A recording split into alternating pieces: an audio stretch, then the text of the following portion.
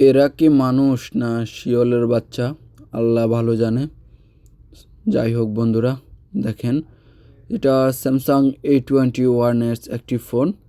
তো এটার আগে ডিসপ্লে চেঞ্জ করা হয়েছিল, তো আমি আজকে আবার চেঞ্জ করব। আমি ইউকে ডিসপ্লেটা লাগাবো এটার।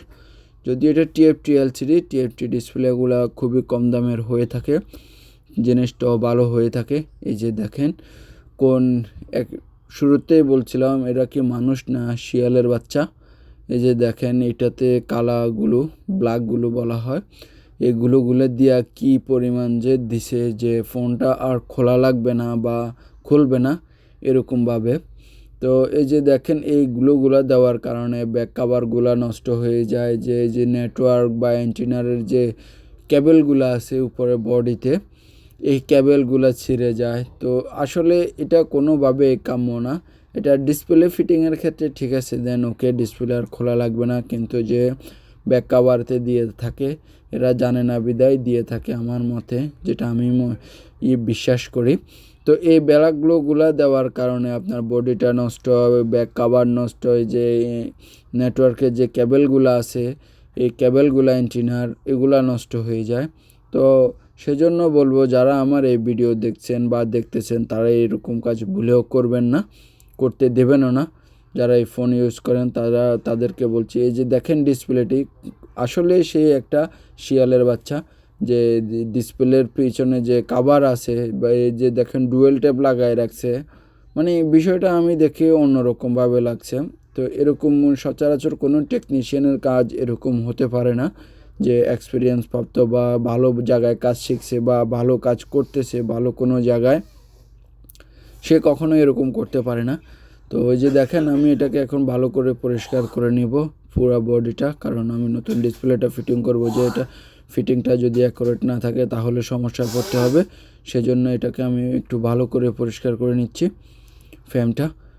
এই যে দেখেন, মানে এমনভাবে আঠা লাগানো, ভিতরে বাইরে ডুয়েল টেপ লাগানো হয়েছে যে পরিষ্কার করার কোনো ইয়েই নেই, স্কোপই নেই, বা এটাতে যে আর খুলবে না ওই ভাবছে যে এটা আর কখনো খোলা হবে না, এটা ওই সারা জীবনের জন্য বন্ধ করে দিয়েছে, সেই এরকমভাবে লাগানো হয়েছিল আঠাগুলা। যাই হোক, কথা বলতে বলতে অনেকগুলাই হয়ে গেল। তো আমি এটা চেঞ্জ করে পুরাটাই ক্লিন করে নিয়েছি। এবার আমি নতুন ডিসপ্লেটি এটাতে ফিটিং করে নেব। এই যে দেখেন, আমার নতুন ডিসপ্লেটি ইউকে অরিজিনাল। এই ডিসপ্লেগুলো অনেক ভালো মানের। যারা এই ডিসপ্লে লাগিয়ে প্রতারিত হন বা নর্মাল ডিসপ্লে টাচ অ্যাকুরেট কাজ করে না, তাদের জন্য বলবো এই ইউকে ডিসপ্লেগুলো লাগাবেন, 100% ভালো ফিডব্যাক দেবে। এই যে দেখেন, A21 স্যামসাং লোগোটা দেখলেই শান্তি। এই ফোনগুলো ইউজ করে অনেক মজা, কম দামের মধ্যে। এটা TFT ডিসপ্লে, কম দামি।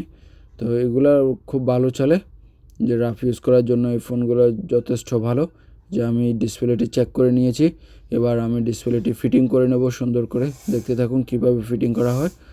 এই যে ফুল বডিতে চারপাশেই আটা দিয়ে দিয়েছি, এটা মিডেলও একটু দিয়ে দেব।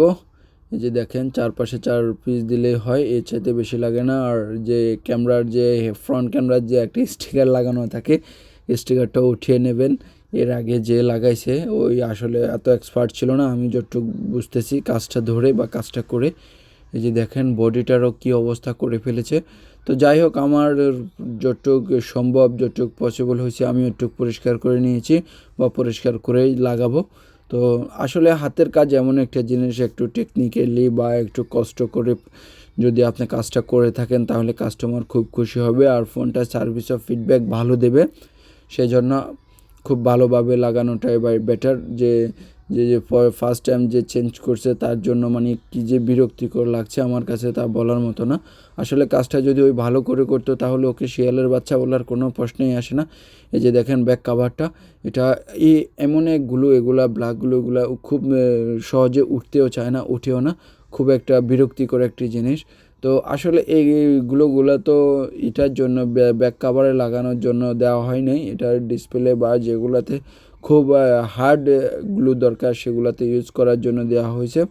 তো এই যে দেখেন, আমি যতটুকু সম্ভব হয়েছে একটু পরিষ্কার করে নিয়েছি, এছাড়া আমার আর কিছু করার নাই। তো যাই হোক, মোটামুটি ভালোই পরিষ্কার হয়েছে। তো আমি এটাতে এখন আঠা লাগিয়ে নেব, হালকাভাবে আঠা লাগিয়ে এটা বসিয়ে নেব।